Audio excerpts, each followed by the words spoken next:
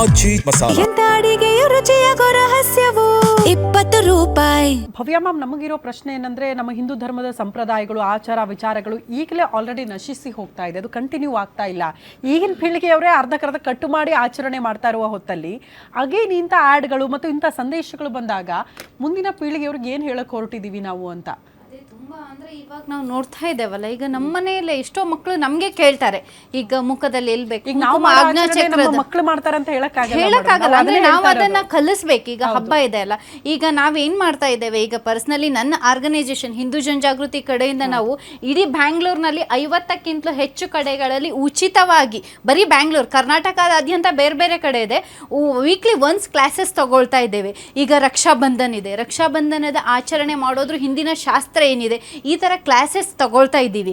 ಈಗ ಅದೇನೆ ಮುಂದಿನ ದಿನಗಳಲ್ಲಿ ಪಕ್ಷದವರು ಈ ತರ ಬಂದು ಕಿತ್ತಾಡೋ ಬದಲು ನನ್ಗನ್ಸಿರೋ ಪ್ರಕಾರ ಎಲ್ಲ ಪಕ್ಷಗಳು ಸಕ್ಷಮವಾಗಿದೆ. ಅವ್ರಿಗೂ ಸಹ ಈಗಿನ ಮುಖ್ಯಮಂತ್ರಿಗಳಿಗಂತಲೂ ನನಗೂ ಬಹಳ ನಂಬಿಕೆ ಇದೆ, ಅವರಿಗೆ ಹಿಂದೂ ಧರ್ಮದ ಆಚರಣೆ ನಂಬಿಕೆ ಬಗ್ಗೆ ಅಗಾಧ ನಂಬಿಕೆ ಇದೆ ಅಲ್ವಾ.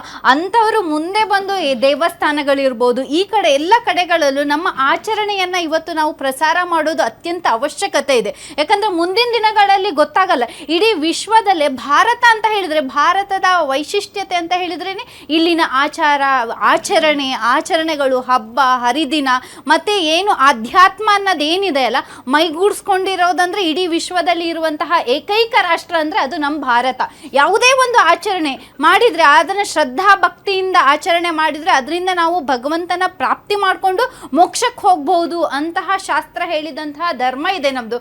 ಹಾಗಾಗಿ ನಾನು ಮುಂದಿನ ದಿನಗಳಲ್ಲಿ ಏನು ಪಕ್ಷಗಳಿದಾವಲ್ಲ, ಆ ಪಕ್ಷದವರು ನಮ್ಮ ಹಿಂದೂ ಧರ್ಮವನ್ನು, ಆಚರಣೆಯನ್ನು ದಯವಿಟ್ಟು ಅದನ್ನು ತಕೊಂಡು ನೀವು ರಾಜಕೀಯ ಮಾಡೋದನ್ನ ನಿಲ್ಲಿಸಿ ಆದಷ್ಟು ಪ್ರಸಾರ ಮಾಡಿ. ನಿಮ್ಗೆ ಎಲ್ಲಿ ಸಾಧ್ಯ ಆಗತ್ತಲ್ಲ, ಆದರೆ ನಮ್ಮಂತಹ ಎಷ್ಟೋ ಸಂಘಟನೆಗಳು ಕಾರ್ಯ ಮಾಡ್ತಾ ಇದೆ, ನಮ್ಮಂಥವರಿಗೆ ಸಪೋರ್ಟ್ ಮಾಡಿ.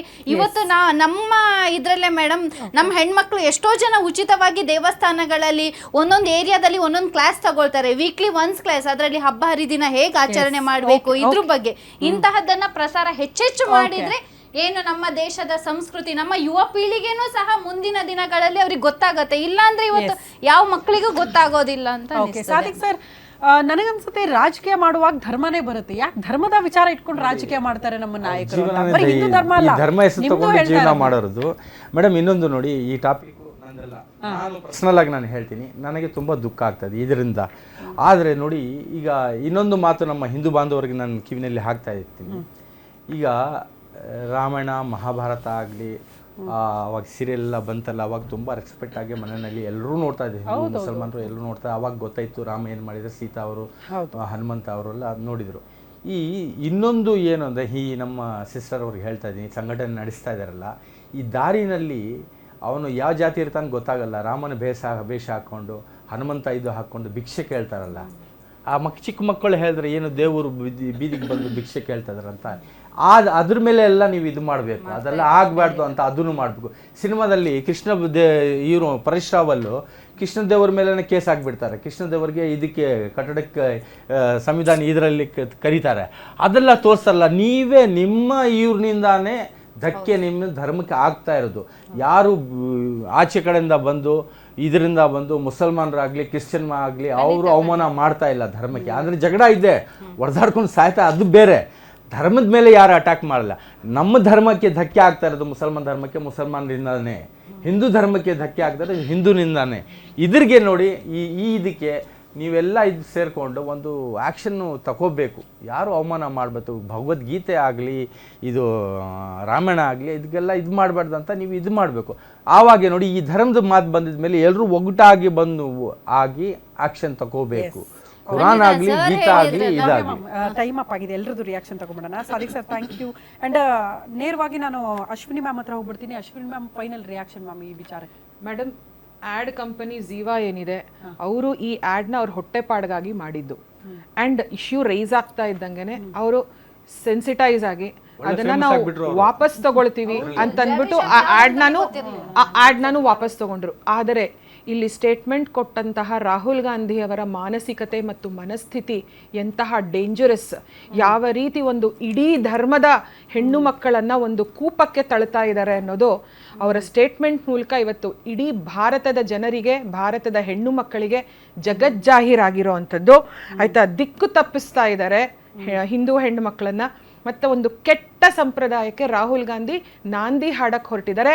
ಆದರೆ ನಮ್ಮ ಪಕ್ಷ, ನಮ್ಮ ಧರ್ಮ, ನಾವು ತಾಯಂದಿರು ಅಕ್ಕ ತಂಗಿಯರು ಏನಿದ್ದೀವಿ ಈ ದೇಶದಲ್ಲಿ, ಭವ್ಯ ಮೇಡಮು ಒಪ್ಕೋತಾರೆ ಅನ್ಸುತ್ತೆ, ನಾವು ಬದುಕಿರೋವರೆಗೂ, ನಮ್ಮ ಪೀಳಿಗೆ ಬದುಕಿರೋವರೆಗೂ, ನಮ್ಮ ಹಿಂದೂ ಧರ್ಮ ಬದುಕಿರೋವರೆಗೂ ರಾಹುಲ್ ಗಾಂಧಿ ಅಂತವರ ಆಟ ಇಲ್ಲಿ ಯಾವುದೂ ನಡೆಯೋದಿಲ್ಲ ಅಂತ ನಾನು ಎಲ್ಲರಿಗೂ ಒಂದು ಧೈರ್ಯ ಕೊಡ್ತೇನೆ, ಭರವಸೆ ಕೊಡ್ತೇನೆ. ಫೈನಲ್ ವರ್ಡ್ ನೋಡಿ ಮೇಡಮ್, ರಾಹುಲ್ ಗಾಂಧಿಯವರ ನಿಲುವು ಸಂಸ್ಕೃತಿಗೆ ವಿರೋಧ ಅಲ್ಲ, ಇದನ್ನು ನಾನು ಸ್ಪಷ್ಟಪಡಿಸ್ತೇನೆ. ಅವರು ಮಹಿಳೆಗೆ ತನ್ನ ಉಡುಪು ಮತ್ತು ಜೀವನದ ಬಗ್ಗೆ ನಿರ್ಧರಿಸುವಂಥ ಸ್ವಾತಂತ್ರ್ಯ ಇರಬೇಕು ಅನ್ನೋದು ಸಂವಿಧಾನಾತ್ಮಕವಾಗಿ ಹೇಳಿದ್ದಾರೆ ಹೊರತು ಯಾವುದೇ ಸಂಸ್ಕೃತಿಗೆ ವಿರೋಧ ಅಲ್ಲ ಅನ್ನೋದನ್ನು ಸಹ ನಾನು ವಾಹಿನಿಯ ಪರವಾಗಿ ಇಡೀ ರಾಜ್ಯದ ಜನತೆಗೆ ಸ್ಪಷ್ಟಪಡಿಸ್ತೇನೆ. Okay, Suma ma'am final word ma'am.